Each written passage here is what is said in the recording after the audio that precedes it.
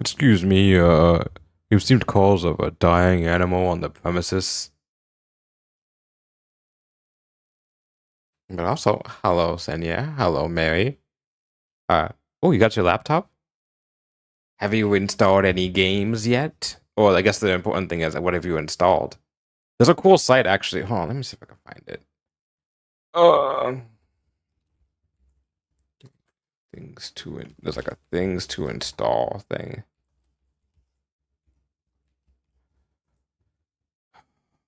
What was the thing? There's like a specific site you can go to.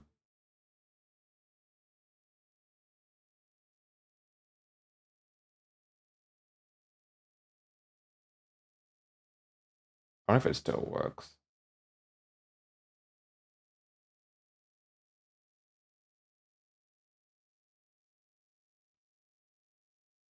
Eh, there's an old site that I used to use called the Night that is not doing as well as I thought. Well, I mean, it's not as it's old, and you have to install that to install things. But like, it basically you can click on what things you want to install, and then it installs those packagers, so that you can install those almost all at once. But it's kind of outdated at this point.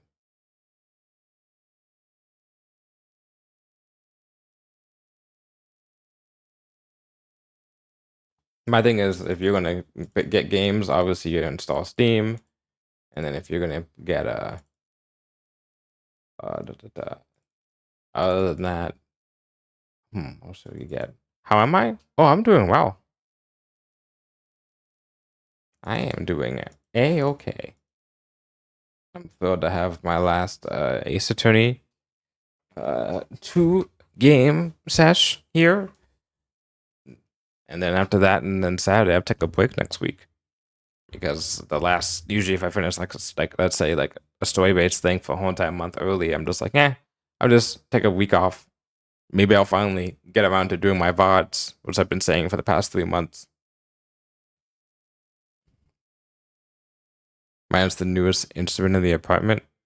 It's let me just move over to just chatting at this point. It's been the new apartment, to the new instrument. It's been something. I told Jonah, I was like, I'm waiting for someone. I want someone to make art of that meme of the trombone kid playing with like the girl like standing next to him and with her like the hands over her ears, and he's blowing stuff into her, like the music right in. There's like a lot of like parody to like Pokemon music and stuff like that. I want that, but like with him playing the recorder right next to my ears and me covering my ears. I don't even have ears on this model actually, but still. I don't even have ears. I just realized. How do I hear? Where are my sensors? Oh, oh my gosh. How am I hearing my games? You'd so do that? Oh, that'd be great. That'd be cool. I think that'd be really cool.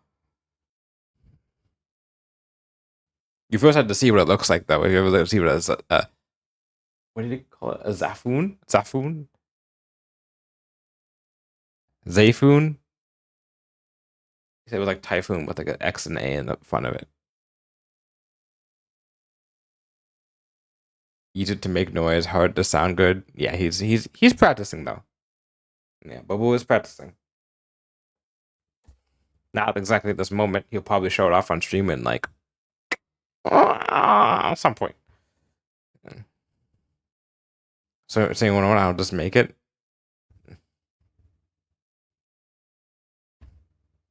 If you ask me, we could send a pic of it.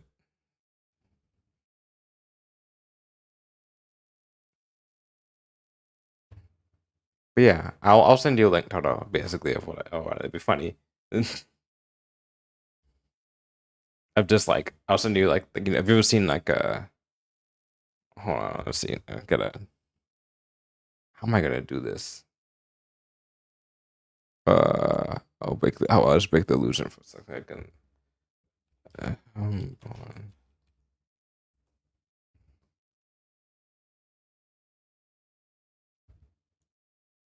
what was it? Trombone Kid?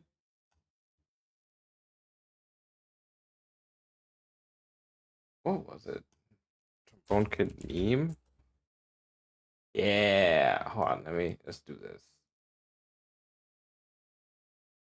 Switch over to. I think this will work if I do this right. PC non-gaming. It still shows the game anyway. But yeah. Oh, that's interesting. It shows the game anyway. How do I have my? Oh, because I'm mirroring my display. That's why. Oh, that's handy to know. Huh. I learn something new in OBS every day. But yeah, this thing. Of just like the kid. Oh, it's a trumpet kid. That's what it was. Trumpet boy. Have that of like the kid just blowing the thing and then just move going. Ah! That'd be pretty funny. All right, I'm gonna click out. I'll move back over to console gaming. Click out of this. The only game I have so far is Placid Plastic Duck Sim. That's a good game though. That's a good one to start. That if you ever decide to host Jackbox, you can get Jackbox ones. There are a lot of free games. Who did you want blowing the trumpet at you? Oh, definitely Alpha. Absolutely.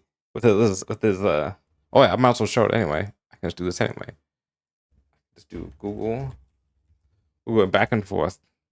We don't have that much in Ace Attorney anyway, so I can show you guys all this. Oops. There we go. Zafoon. That's what a Zafoon looks like.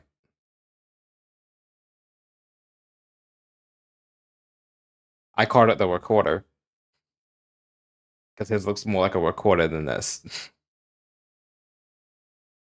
On T Stream, I called it a recorder, and Isaac did not like that. They do not like me calling it a recorder. But it does look like a recorder to me, the way that his does. Because his looks more like a.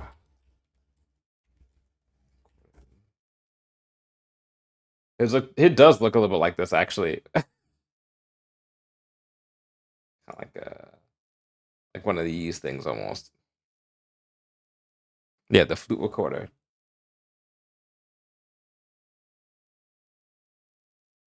Also like $2, so I could afford it right away. Ooh. Are you talking about the recorder? Or you're talking about getting Jackbox? Is Jackbox on sale right now? Actually, that's a good question. Go back over to here. Ooh. Everything just moves over just a smidgen when I do that. Store.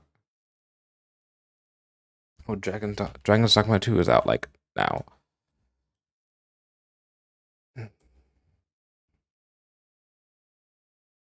Oh, it's on sale yet.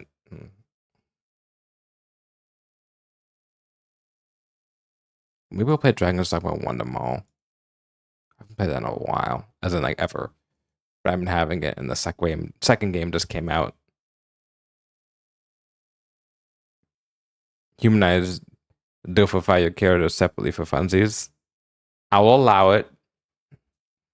I give people who want to make fan art, I give them basically free reign as long as they're not doing anything that's I don't know if you really can do a lewd with this model, but and not like I'm asking for it. I'm just saying, just in general, I feel like robot characters are harder to do lewds for, but and I'm still kind of waiting on a reference sheet.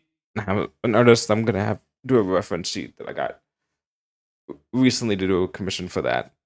So I'm waiting for that, and when that comes up, I'll be able to show, oh, this is what my character looks like, because right now I'm only a torso. What do you see right here? That's basically the extent. I mean, I have people who made like art of me of like bought that point, but no like official thing of me like what I look like below this point. But yeah, that as long as you do that in like the basic things of I would tell people like if I ever had got fan art done of me of like nothing you wouldn't do for like any like other person. He's wearing a skirt clearly. If you want to interpret it that way, sure. I personally think that my character's wearing a very what's it called? Detective noir like pants and jacket. Honestly, I would have like a coat too. This is a nice jacket, but also a cool coat would be that too. Even this model right here, it's only torso up. Everything below is an illusion.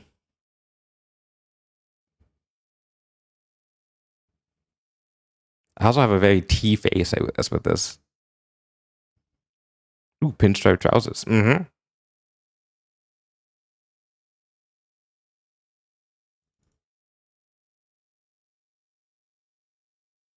Also point out, also because they're a good friend. And also I need to work on my shout out command. It's not working properly as a. You should go follow Naganoi, good friend of mine. She's the one who's responsible. I mean, also it's something just in my thing anyway, my channel about, but still, she's the one responsible for this this small chibi that you see right now. It's pretty cute.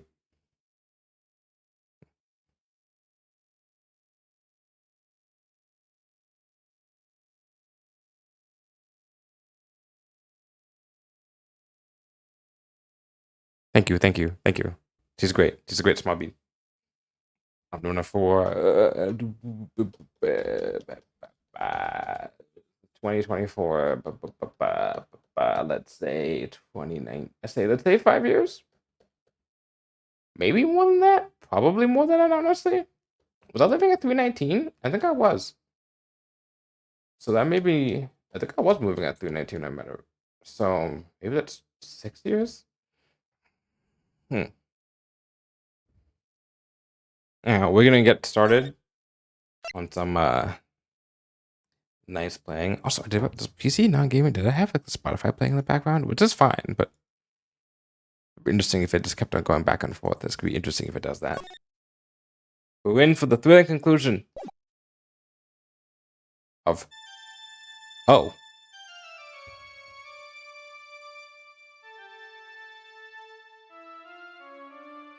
it's like the beginning of the game.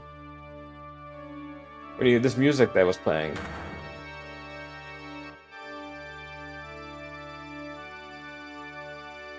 This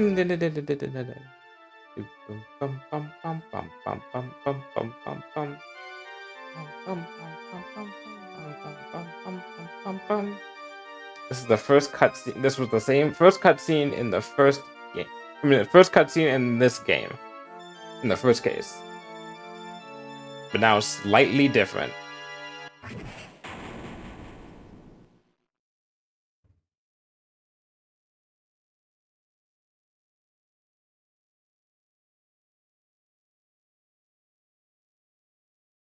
I'll stand in court as a lawyer to prove a killer innocent.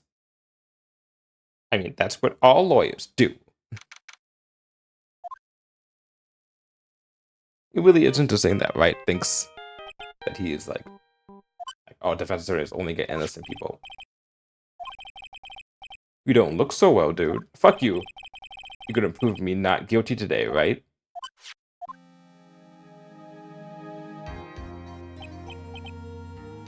If you please, Mr. Lawyer. Remember, it's not just me. Your precious friend's life is riding on today's verdict, too. You better get Engarda's guilty sentence, okay? If you get that creepy slime bugger not guilty, I'll never forgive you, ever. Phoenix! Phoenix! Man, Mia's been showing up a lot now. How's Maya? You don't know.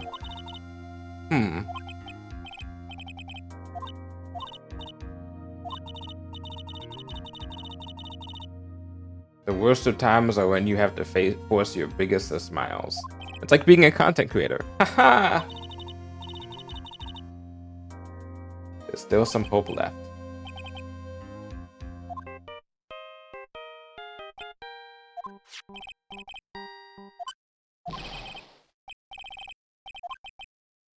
No, not Gumshoe! Don't be mean to Gumshoe! You're really mean, pal.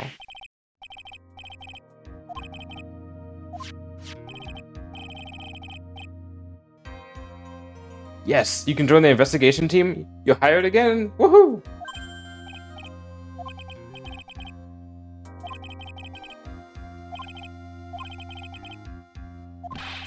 going to do everything we can to find the killer. I like to think he's like French because it says de. I could be wrong.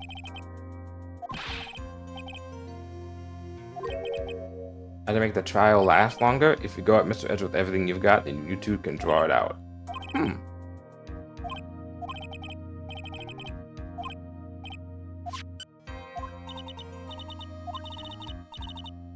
We have friends. We have something money will never be able to buy. Friendship. It's the strongest weapon in the world and you have it in abundance.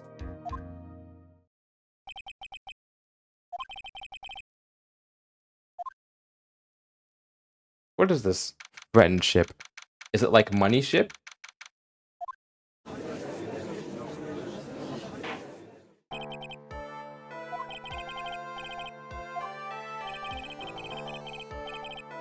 I never understood why it looks like we're on the left and he's on the right when we're like actually in the game, but when it's like going into the courtroom, it looks like he's on the left and we're on the right in relation to the judge. Because the judge is clearly this way, right?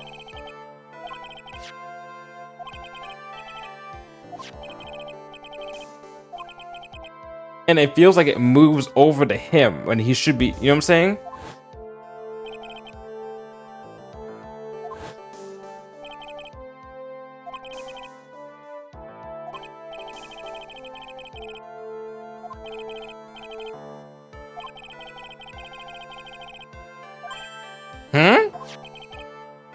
You would direct the court's attention to this card. This is a calling card of a certain assassin. Yes, one creator was killed by a professional assassin, and the person who hired the assassin, his client, so to speak, is Matt and Guard. But he's just coming out blazing with this information.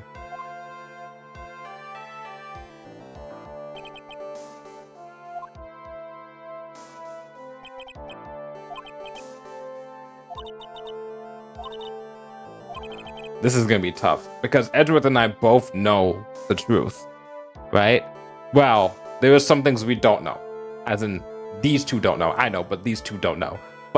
But they basically know most of the truth. But they just have to stall. Even Edward's like, I don't want to just finish this immediately, but he's like, we gotta get this guy in bars.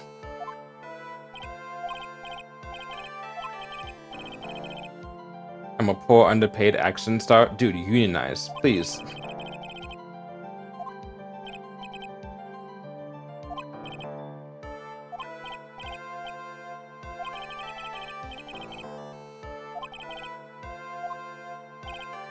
You visited the defendant?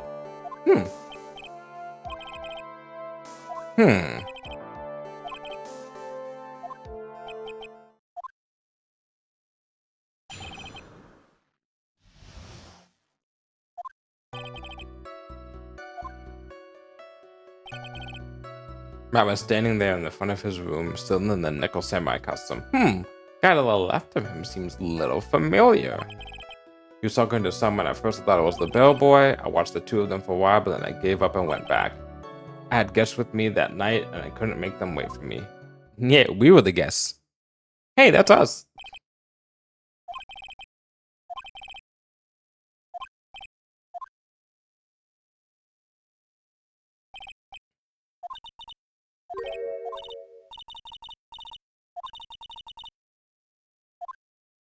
We're gonna have to accept this trap because it moves the plot forward.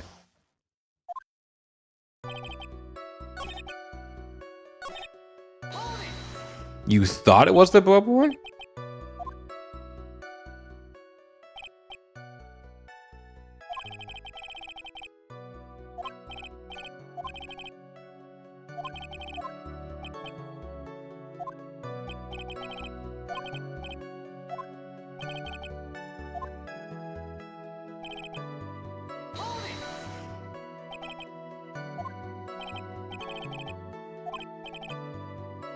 You notice anything strange? I think it's because Matt, where he gave the bellboy a tip. I mean, that's perfectly normal thing to do, right? Good customer service. Good customer.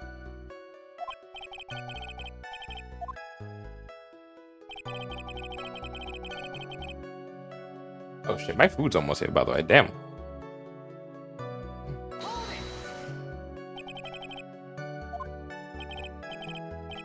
Yeah.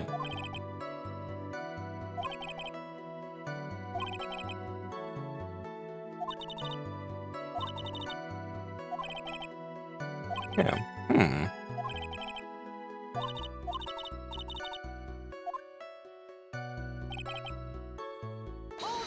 What's for dinner? I ordered pizza. I got some Papa J's. Got a nice buy one get one free, and I was like, well, do I just get one and then get this that, or get two and then get for the price of one and then save one that me and my roommates could just munch on for the next couple of days? What's wrong?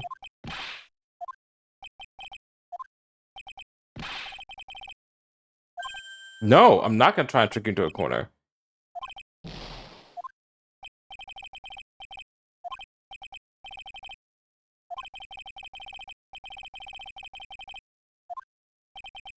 Every time. I'll personally talk to the defense at a later time. So for now, please kindly cooperate and continue with your testimony.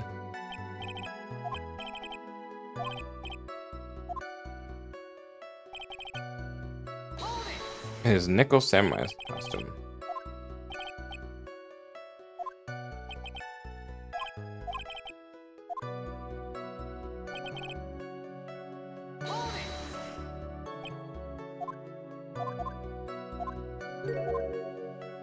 Actually, Mr. Val's only a few minutes ago you stated, you know, I did feel something weird. I think it's because Matt gave the bellboy a tip.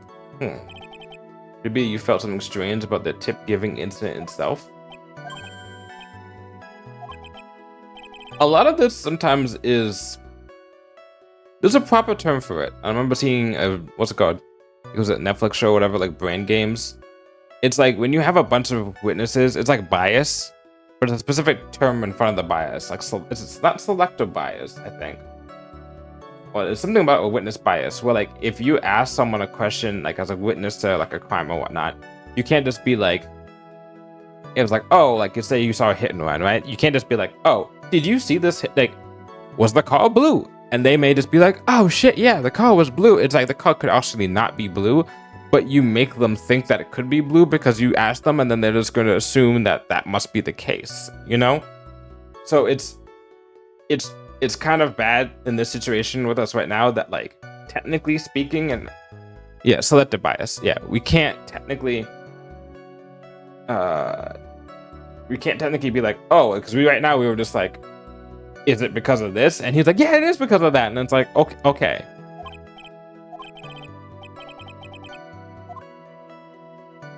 There's a lot of this in this game series.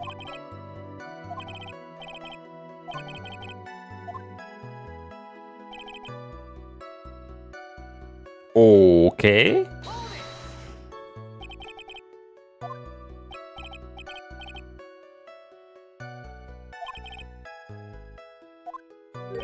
How much it was? The boy was putting the tip he got in his pocket, and that's when I got a first good look at the guy's face. It's called leading the witness. Yes.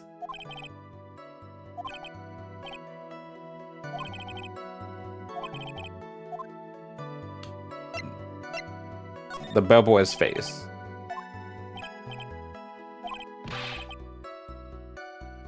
Hope you know that discrimination towards old men is a no-no in my court. And sure thing, Gramps.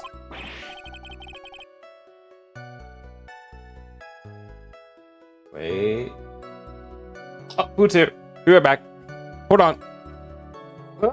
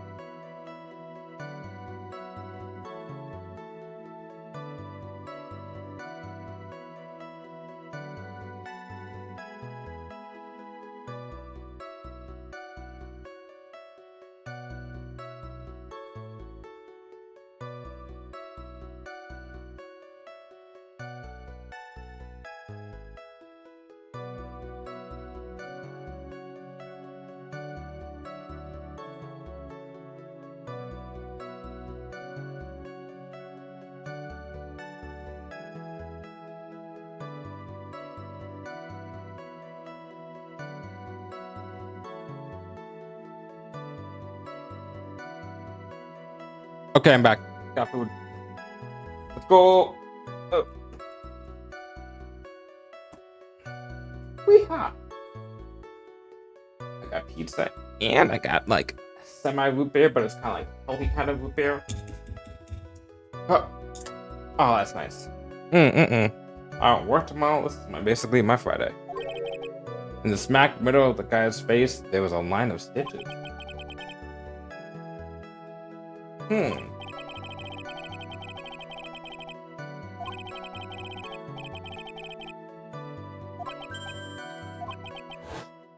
At Ingard's house, he was that butler.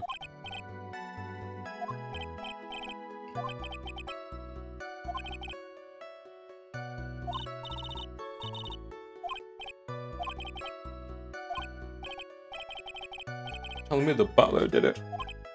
I guess in a sense, he's pretending to be a butler, but if you pretend to be a butler, you're still technically kind of like a butler.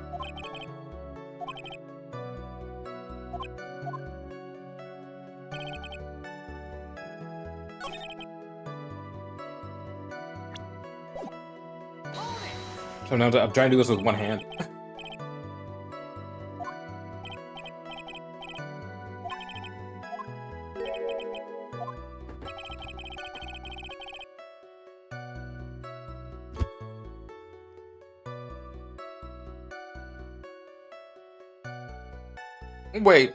Wait a second.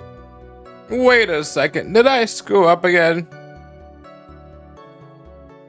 No, I didn't. I just forgot to change my schedule. Oh, okay. Whew. I thought I scheduled to do the stream at 7 p.m. like I normally do. Because I got a notification be like, this is at 7 p.m. And I'm like, I don't think it is, because I'm doing it right now. And it turns out that I forgot to move my calendar to be 6 p.m. That happened last week too.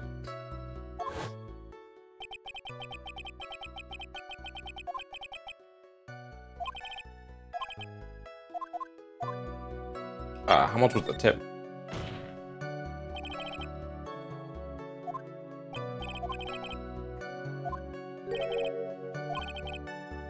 How much? About how much would you say the defendant gave to the bellboy?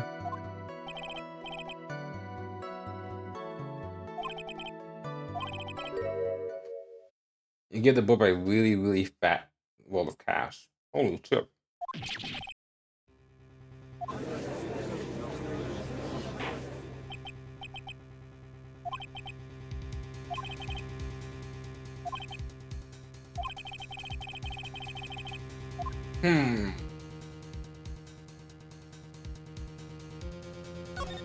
There's no objection.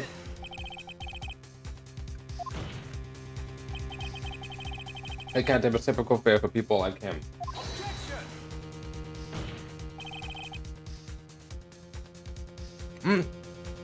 They say that all super sellers are super spenders, but you can't prove that he's not a super spender.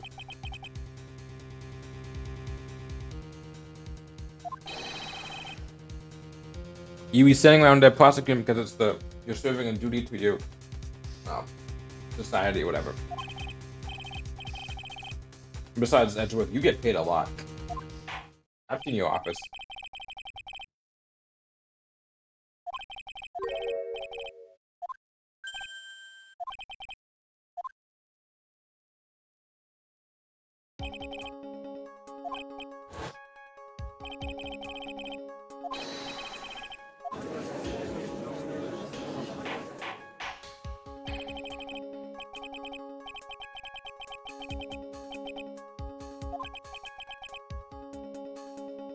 That's true. He's always prepared.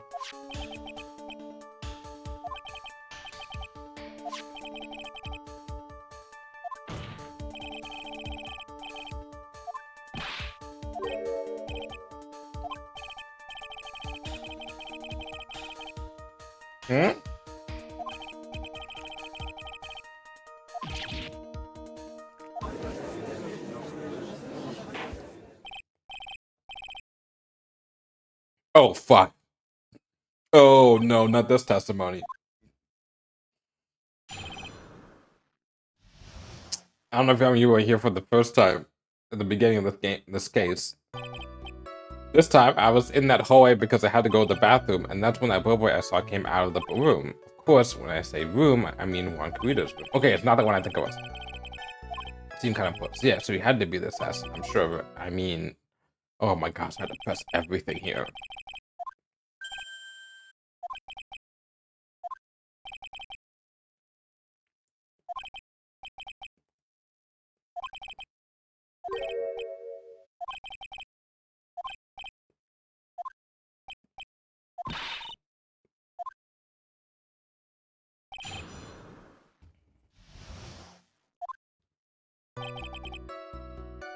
So I had to go to the bathroom. Okay, so, yeah.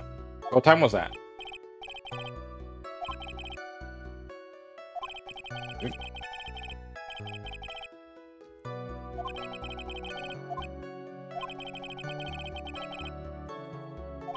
8:10 p.m.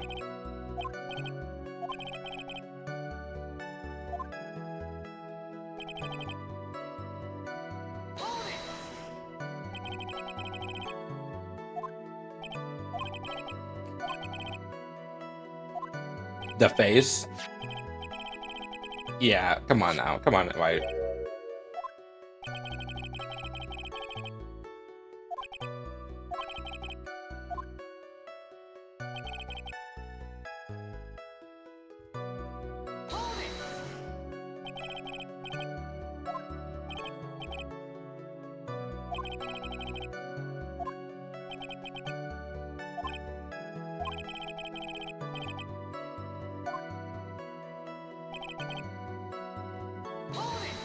Hmm.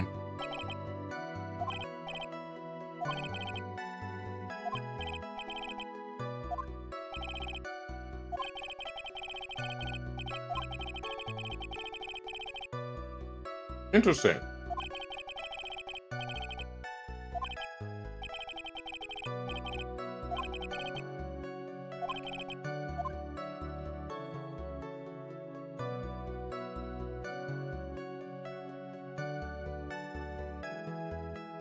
Maybe he dropped off.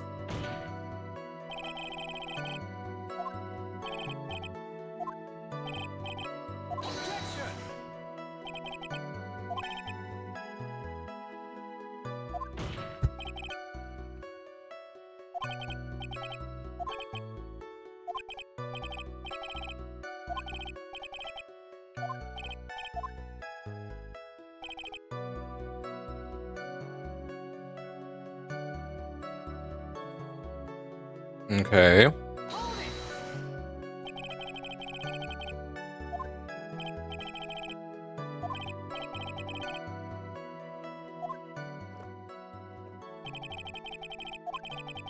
there was a bottle of juice and a wine glass on it. What kind of juice was it? It was a tomato juice.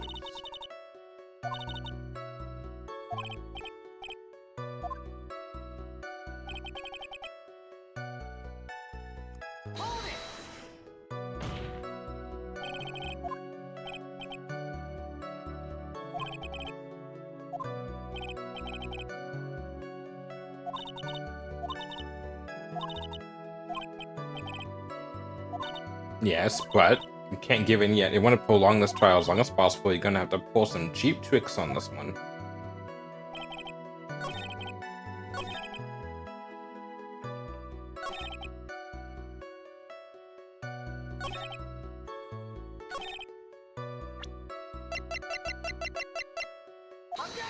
Woo! Mr. Powers, you're easily influenced by other people's words, aren't you? As soon as you heard that the Boy might have been the killer, you got caught up in believing it must be true. It is true. Isn't he really suspicious? He's got all those stitches and... So, a baseball has stitches. Are you saying all baseballs are suspicious just because they have stitches? Okay, that is false equivalence and you know it. Well, there's also, I mean, what about him being empty-handed? I would like to ask the court to please take a look here. Look, there's the tray, and there's the drink. There's a wine glass sitting next to Juan Carito's body. The liquid inside the glass is tomato juice. Now, if you look at what is on the top of the table in the lower right corner here, you can clearly see that is a tray with a bottle of tomato juice on it. Gilbert had just brought this to Mr. Carito's room. He left the tray in the room, which is why he was empty-handed when he left. I mean, yeah. But that would mean that the boy had seen and left a dead body in the room. But that doesn't make him a murderer, technically. Hey, can you prove that Mr. Carito was already dead at that time? That too. Yes. I blame you for leading me down this route. Oh, Edgeworth. Witness, isn't there one more thing you would like to share with us? The boy was empty-handed, or should I say empty-handed. I'll call you had something else interesting to say about his hands. Oh yeah, almost forgot. That boy, he was wearing gloves. Pitch black leather ones. All the other bellboys don't wear gloves like that. Well, maybe he's what's the word for afraid of germs? Germaphobe? Germophobic?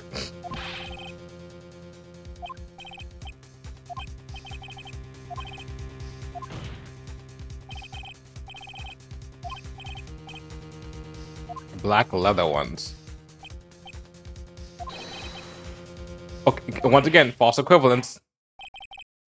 He received a large roll of cash from the defendant. Then he was seen leaving the crime scene wearing black leather gloves. I don't think that even someone like myself can believe he was just another bellboy. That is... We had to confirm that. I remember being in jury duty... Oh, hypochondriac. Thank you. I remember being in jury duty for a case. Can you think you're allowed to speak about cases now, aren't you? After jury duty after a while? That was about like a DUI. And unfortunately, I wasn't even part of the jury. I was part of the like reserve, but I still got picked to be part of the reserve. And I was like, God damn it. So I had to sit there throughout the whole entire jury, but I couldn't even like make the decision. Which personally, the jury, I didn't agree with the jury's pick because they picked that the guy was guilty of DUI, and I'm like, they made the defense made a good point that the prosecution has to prove beyond a reasonable doubt that the person that did the crime. And based off of the case, I was like, it could just be that this guy is very sleepy, which you shouldn't be driving while sleepy. But everything that happened, even like the blood alcohol content part, was very much like not at the point where it should have. Like it was like, okay, it was a little bit spiky, but still, it's kind of like not good enough, in my opinion. And then especially like the test, like the walking test, like you ever think about those like moving tests where you have to like balance yourself and something count? If you're sleepy, you're gonna fuck that up. So I remember being like, we were walking out and they were like, oh, is that? And I remember being in the elevator, be like, yeah, but like they could have also been sleepy. And then like it just got quiet for a split second. And they're like, oh yeah, but you had to think about all the facts together. And I was like, okay. But anyway, to get into that, I'm saying beyond same thing with here. It's like just because beyond, this guy is wearing black leather gloves, as much as Wright is wrong in the sense that we all know this guy's an assassin. We can't you can't necessarily. You need better proof. The thing about Ace Attorney games, as much as I love them, is that like 90% of the evidence is circumstantial. And then only the best non-circumstantial evidence, like the very solid evidence, is the evidence that proves the actual killer did it.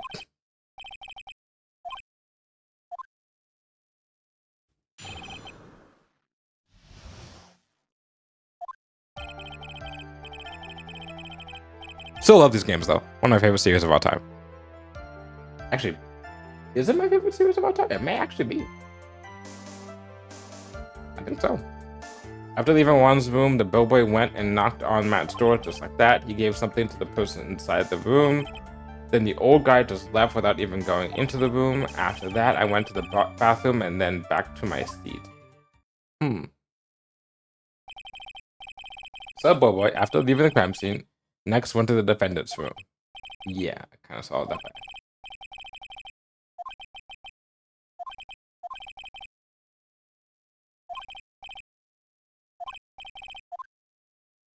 Interesting.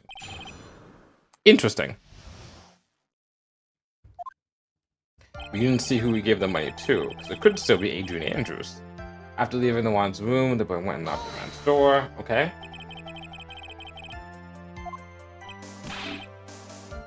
It is loud outside. Holy shit. Dude, you mentioned your poor underpaid action shot like 20 times.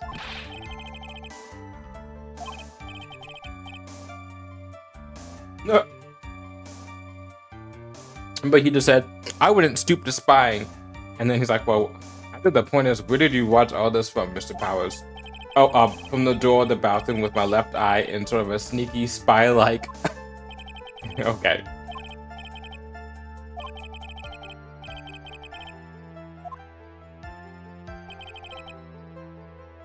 Okay.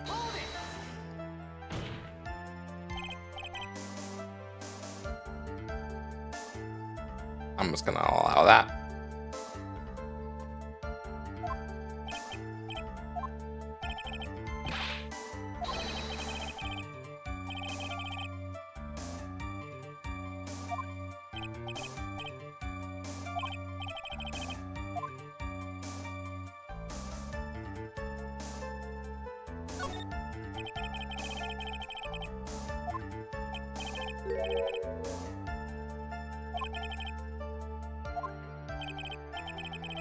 You only saw the person's arm.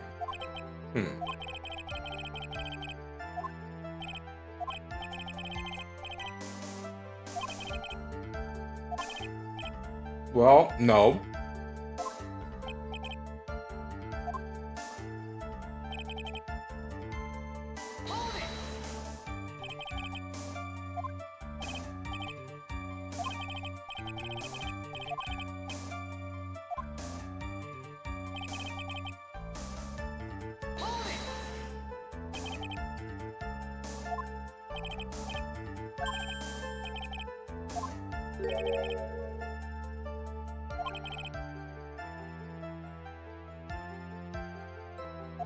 You saw old bag.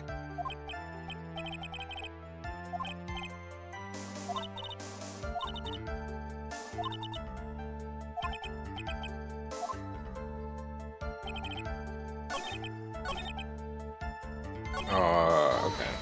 Go back here.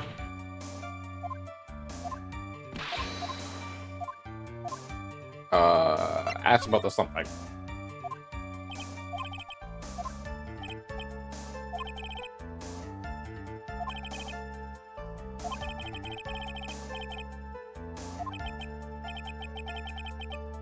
Something kind of small. When the bellboy left the crime scene, he immediately went to the defendant's room. There he handed a small item of some sort to the person inside. As for the person who received the item, all you could see was the person's arm.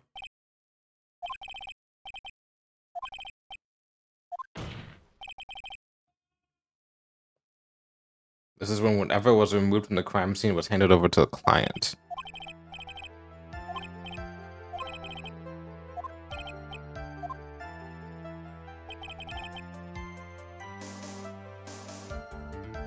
Some sort of wooden statue.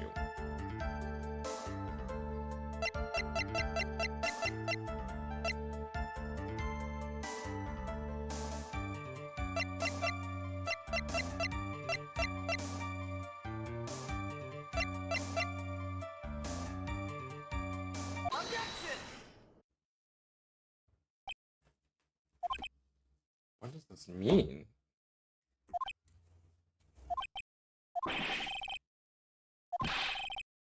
Say pregnant pause. Is that where you can use that word?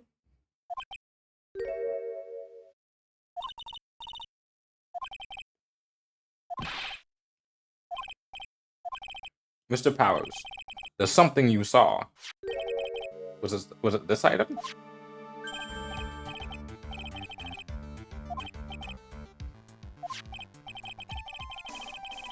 I recall we found this at Mattengard's mansion.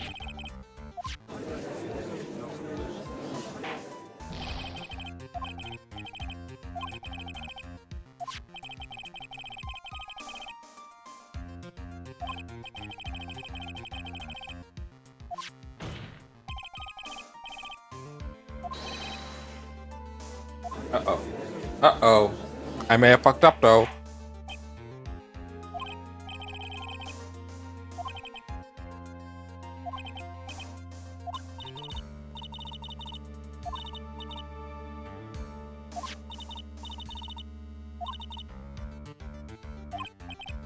Mm-hmm.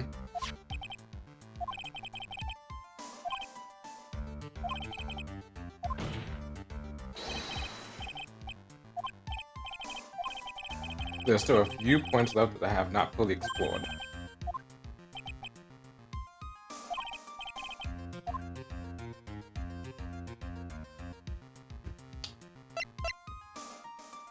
The bear itself.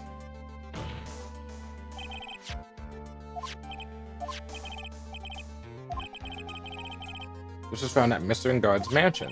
However, Mr. Ingard was arrested at the hotel that night, which means that since the murder has occurred, he has not had a chance to go home. I think Your Honor has already figured out what I'm trying to say. It is not possible that it was Mr. Ingard who took this bear to his mansion.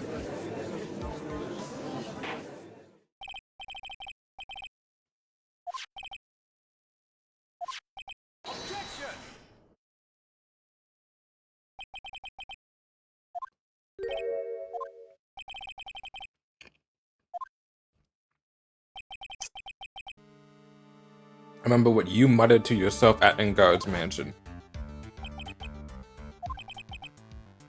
I can't believe it. That butler all this time was the killer. You're using my own words against me, Edgeworth. How dare you?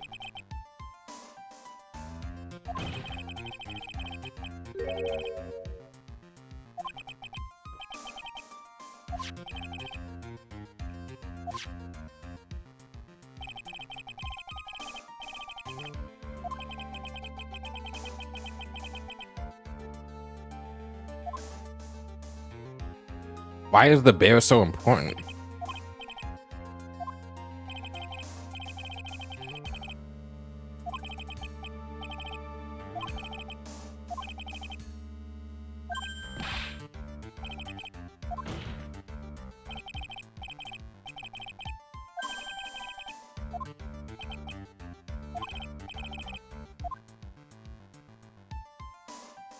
The person who received the bear. There was one thing in Mr. Power's testimony that was very unclear, and that is the identity of the person who received the bear.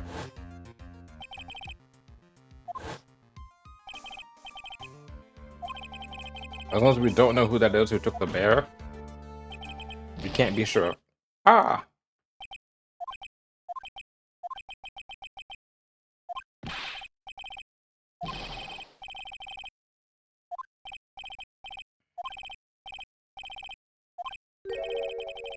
You remembered who took the bear.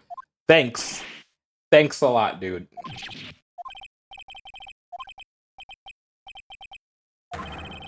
It was the Nickel Samurai's arm, I swear it.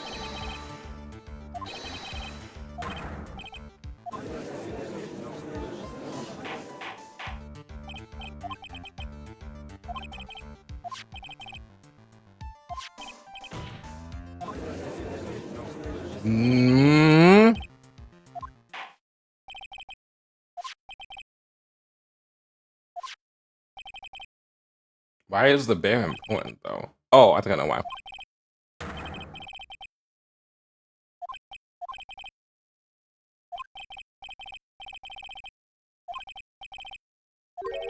You could not win against the truth, could you?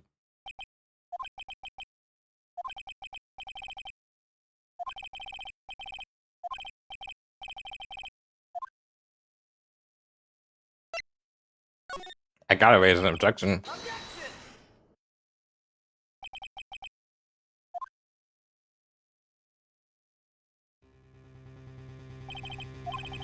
Right now, we have these two reasons to believe my client is the assassin's client. Reason number one, he accepted the bear figurine from the assassin. Reason number two, that very same figurine was found at Engard Mansion. However, it's possible us all woke up a certain other person. What are you saying? What I'm saying is, it's possible a different person is the killer's real client.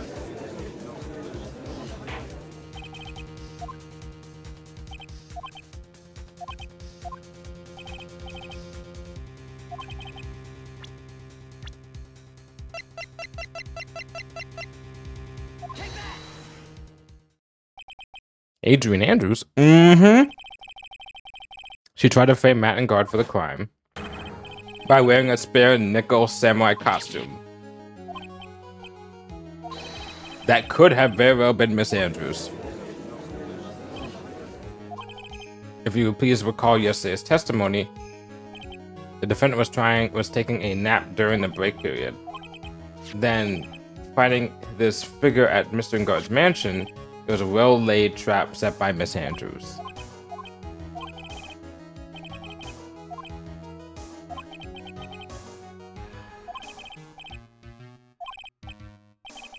I can't fully discount its possibility either.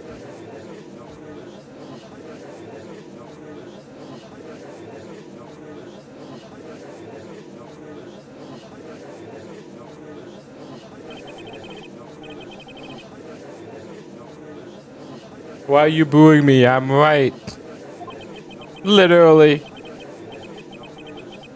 This is the one fight I can't give up on.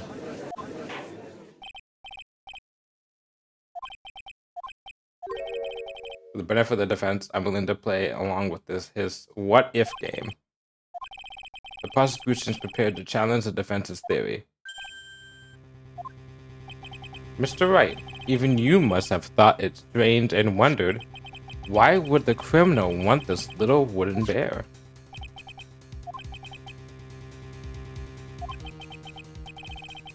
Is there something special about it? Absolutely, and I'm sure that once the court knows its significance, the true killer's identity will become crystal clear. Your Honor, the prosecution calls upon a witness who will clear all doubts against Miss Andrews. It's quite simple. Miss Adrian Andrews herself. 10-minute recess time. Let's go. Bing, bing, bing, bing.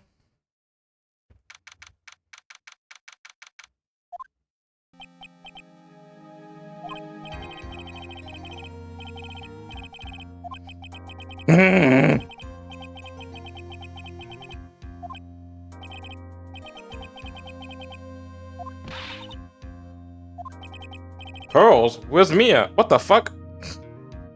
Bring back your cousin. You're a great person, but you're a great kid, but I mean, I want my teacher back, please. A really strong power suddenly called her away. It's probably Maya.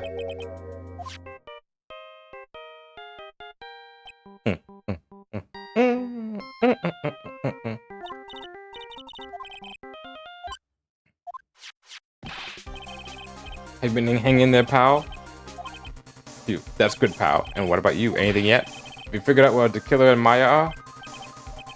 We still don't have any leads, but if we just had one, even a single clue would be really helpful.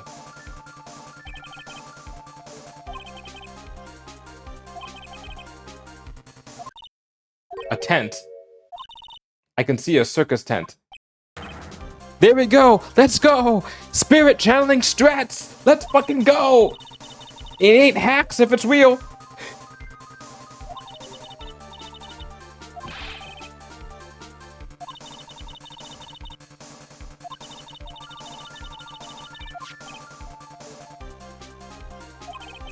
Is there a circus tent in town right now? There's only one, pal. The Big Berry Circus. Looks like we're going back to the circus.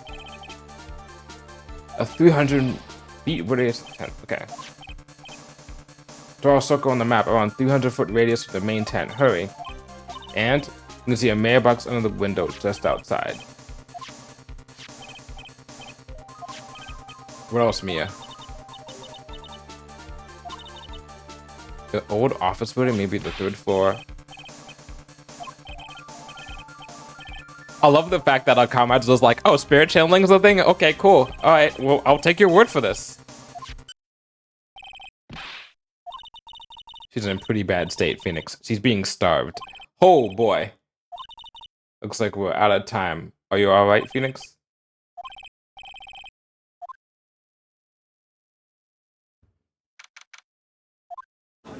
It's round 2 time.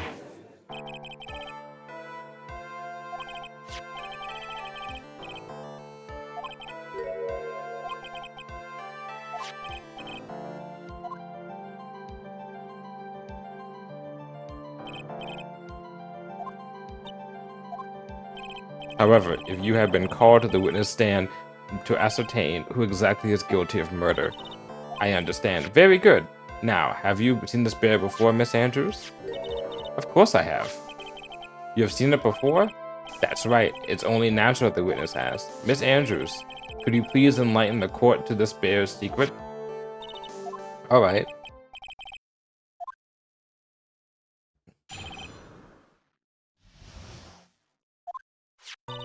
Actually, this is an elaborate puzzle. If you know the correct order, it can be taken apart one piece at a time. At its center is a small cavity with enough room to store a small item. Because of its complexity, if you don't know the order, you can't open the bear. You really can't tell that it's a small jewelry box just by looking at it.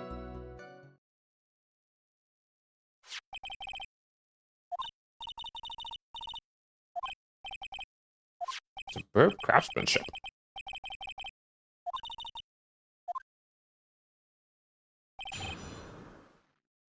Even I was earlier being like, why is the bear? And I was like, oh, I remember the bear now.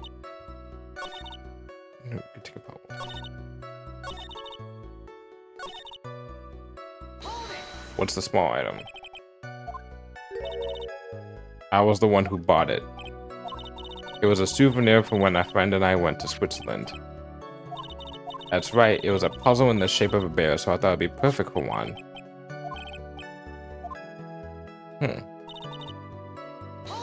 If you know the complexity, you can't open the bear. So who exactly knew how to solve this puzzle? Only the two of us, Juan and myself. It was a souvenir from Switzerland.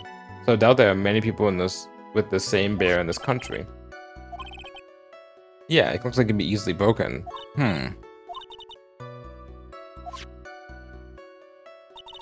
You really can't tell that it's a small jewelry box just by looking at it. Who else knows that this bear is actually a small container of jewelry box? I never told anyone, and so long as Juan never told anyone either, then only the two of us knew. The two of you, huh? Then of course that means Mr. Ngar didn't know, right? Mm-hmm.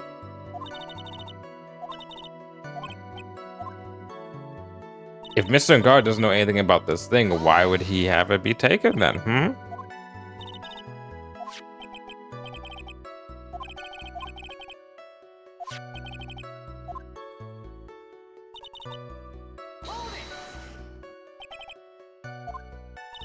Well, first turn its tail to the right and then push it in. After that, the arms and legs are free to move and can be removed.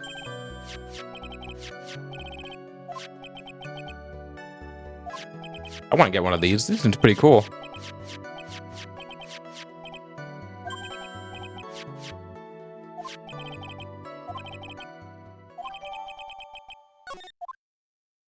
Tisk, tisk, tisk, tisk, tisk. Well, Mr. Wright. I think even you have come to realize that there is one very important fact we haven't covered, and that is this. The bear is actually a jewelry box. Now that we have agreed to this point, there's one logical question that can come next, and that is this. What is inside this box? That's right. That's what we are going to find out next. Witness? Yes. You are the only one who can open this. Please. Click, click, click, click, click, click, click, click, click, click, click, click, click. All eyes on Miss Andrews now as she solves the puzzle and takes the bear apart. I've opened it. Well, this is what you wanted. It's the note! It's the note she's been looking for! I guess we don't need to guess what that note is, do we, Mr. Wright? It's the suicide note.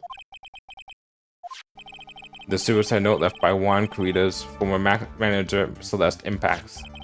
Until now, no one knew of its whereabouts, but just as we suspected, it was hidden. Hidden by the victim, Juan Carita himself. It seems she had very beautiful handwriting, and she would just as beautifully sign her own name on this document. This is most definitely the note she left right before she committed suicide.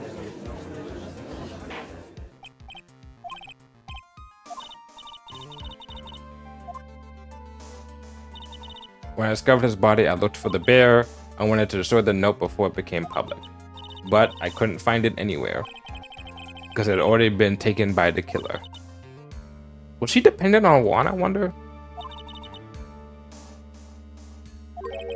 What is written on the note?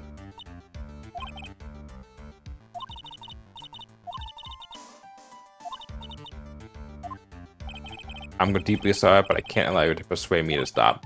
Your Honor, if you could please read the contents of the note aloud. We should have objected to that.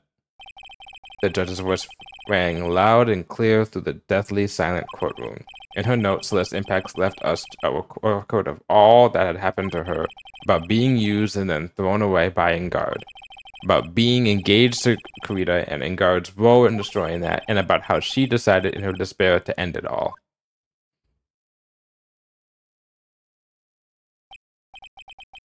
You know, a game for kids would be a great way to propose to someone. This, oh yeah, great. Don't put a suicide note in there. No. Put a ring in there. And then if they can't solve it, it's just like, well, guess we're not getting married. There's one thing I would like to say here. The prosecution has no interest in slandering Mr. Ingard. But you still did anyway. Our intention, Your Honor, is to establish a motive for murder. Isn't that right, Rickness? Yes. On the night of the murder, Juan was going to make the content of the note public. After the post-ceremony show, he was going to hold the press conference. And Mattengard values, above all else, his refreshing like a spring breeze image, which is why he had to stop this note from being made public. At any cost.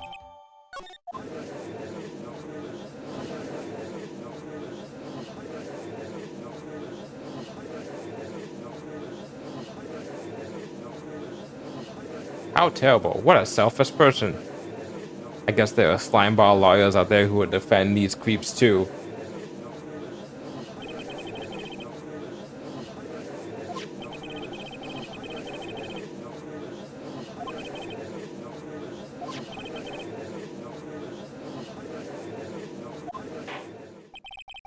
Well, shit. Seems like we've come to the trial at last. The truth at last. He deserves no sympathy from anyone. You're right. But still.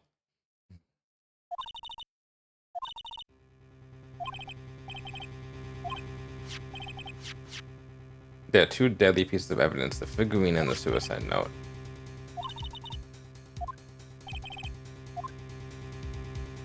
The suicide note.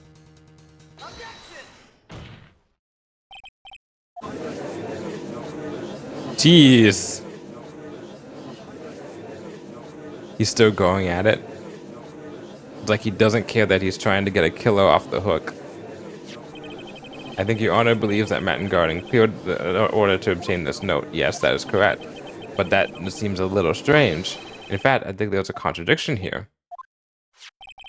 This note was hidden by Mr. Creed until the night of the murder. If that's the case, I say Mattengard could not have known what was written on this note.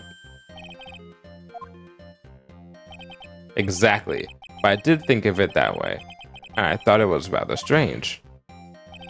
No one in the right mind would kill for a note without first knowing what it said. He's right!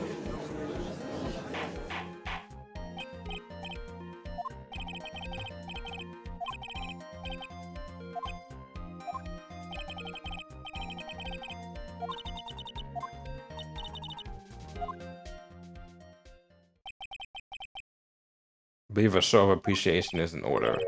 The defense seems to be in the love of wishing more despair upon itself. I would like to direct the court's attention to this. And here we go. It's a very small video camera, Your Honor. It is the type of camera is commonly used as a means of spying.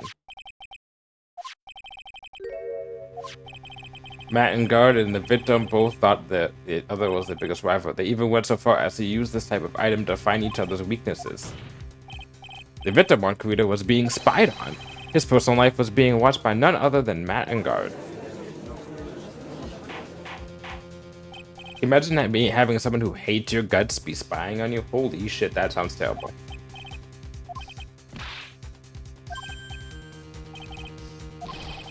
Sort of not an acceptable answer, Mr. Wright. I see you are confused, Mr. Wright. You're probably thinking, but I have the camera that was in the stuffed bear's eye. But this camera that I have is not the same one. Last night, I searched the victim's house on a hunch using this.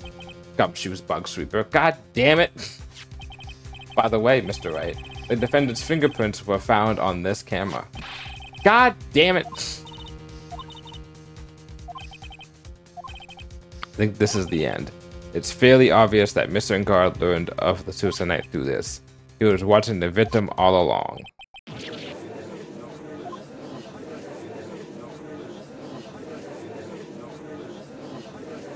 Is that man the bad killer guy?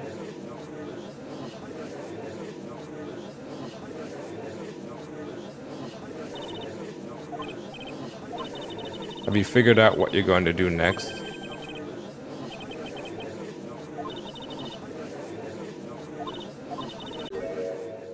In his eagerness to prove his point, he forgot one very important thing.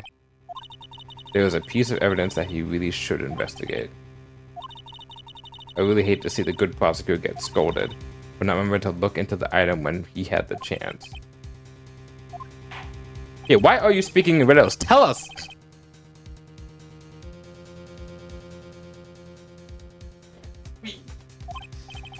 We.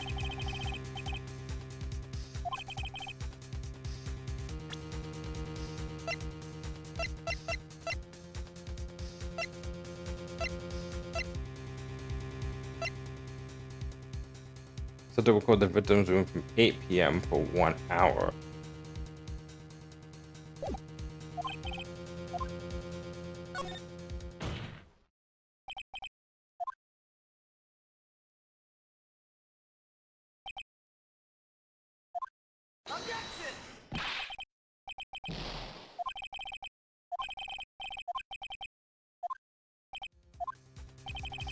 And you're just to prove your point, you've forgotten one very important thing.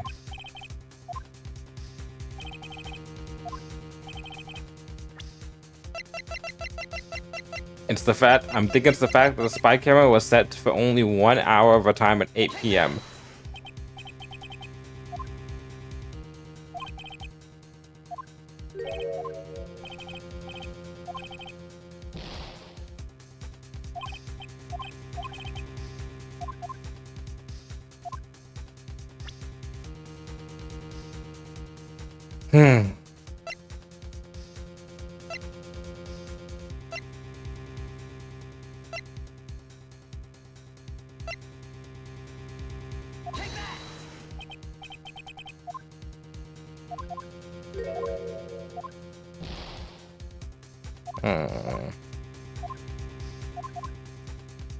What am I forgetting?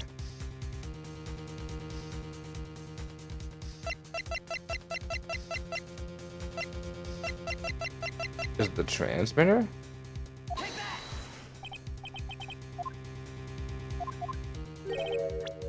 Well.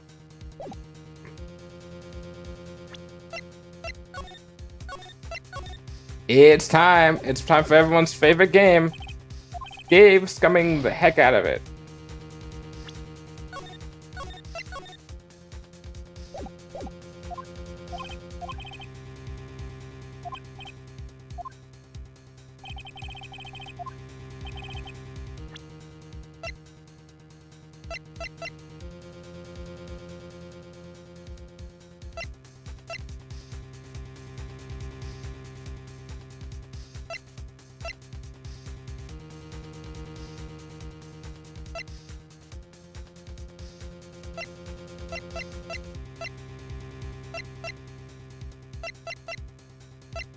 It's either this or the bear. I'm gonna go with this. Wait, hold on.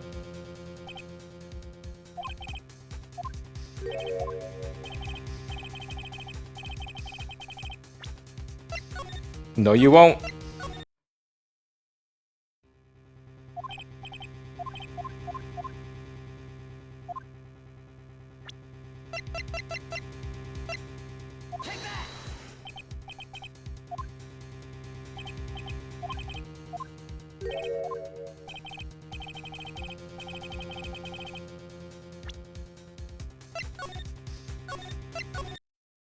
Gosh damn.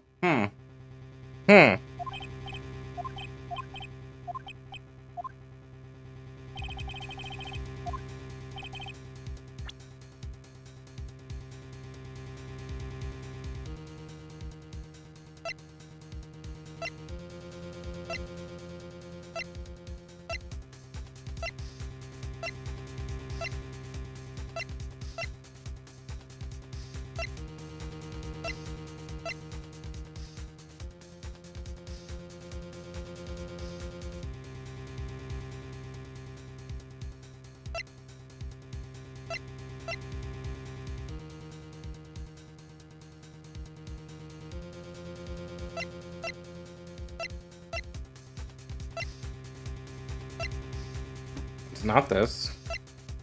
It's not this. It's not this. I was good at this, I think. Okay. I did these two. I did these two.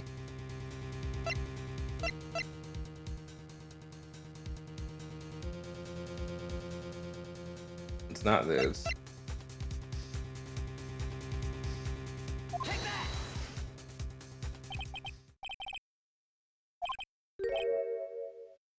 Bruh. Bruh. I mean, sure, the suitor was found inside this bear, but this bear was in my possession until only a few moments ago, which means the hammering this suitor has not been to be analyzed. As to whether this pivotal piece of evidence was really given by Miss. This is some. We are grasping at some straws.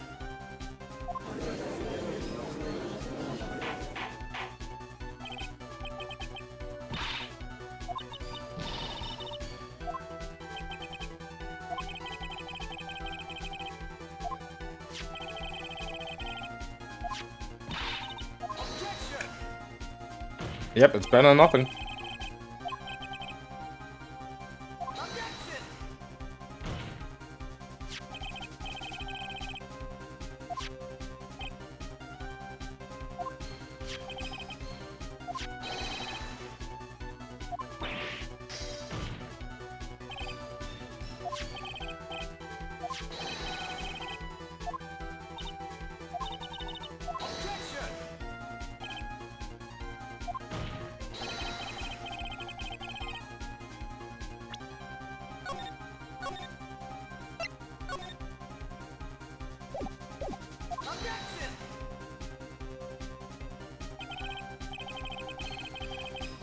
Mm-hmm.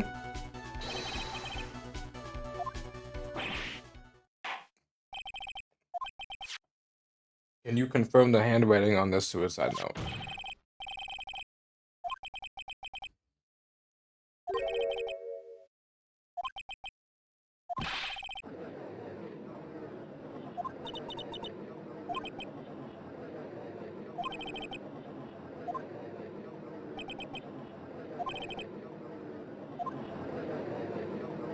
Oh boy.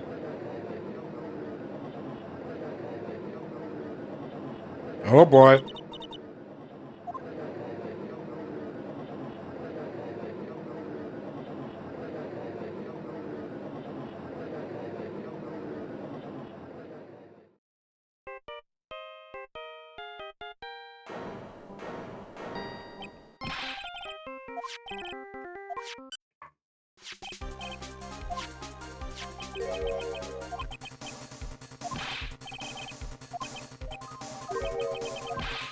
What?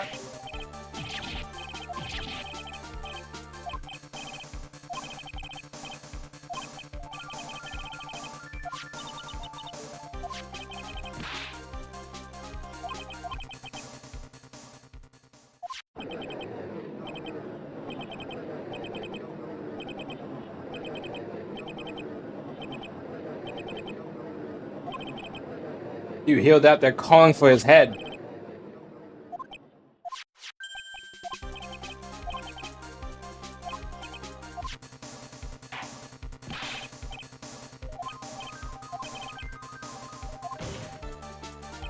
Hold on.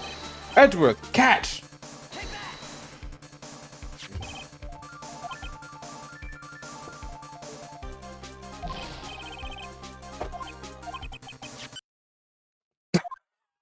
Court is in session.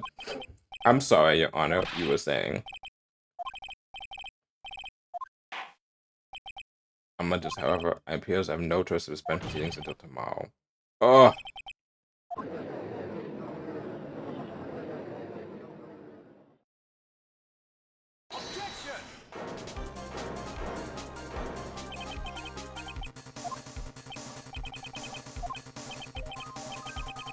Little G right here. This is the G right here. Mr. Edgeworth.